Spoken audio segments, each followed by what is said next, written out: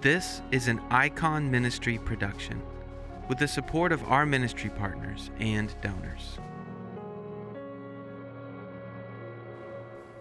I have a friend of mine who has a deep devotion, a close devotion of John the Baptist. Whenever she hears the gospel of John the Baptist, she comes to tears because she loves John the Baptist.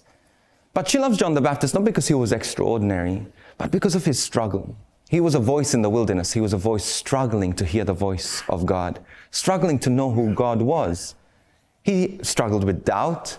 He asked his disciples, "Are you the Messiah?" to ask Jesus if he was the Messiah. He went through moments of struggle in the desert, eating locusts and eating things of the desert, nothing luxurious.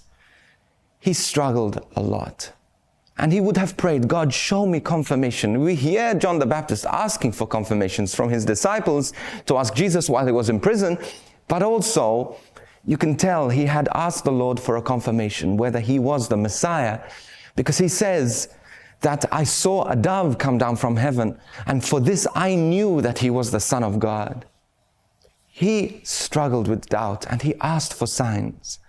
And God gave him a couple of signs, but the time when he was dying, he didn't get the sign he wanted. It wasn't that extraordinary dove falling on the shoulder of Jesus, but it was simply the apostles telling him from Jesus, "Hey, tell him about the signs you have seen."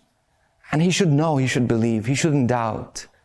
And sometimes God confirms things through extraordinary moments in our lives when we are struggling, when we are far away from him, when life is ordinary. But then there are times where he just asks us to remember the goodness of God. Remember what I have done. Open your eyes to see my work. Those are the moments where I think it's so important for us to do two things. One is to recall God's goodness. Has he ever failed you before?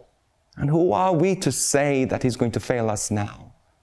And the second thing is a thing that I do, which is journaling.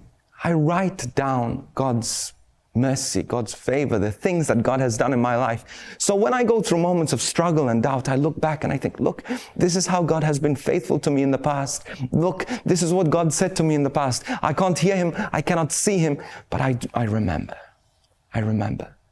Memory is so important. Extraordinary moments are important.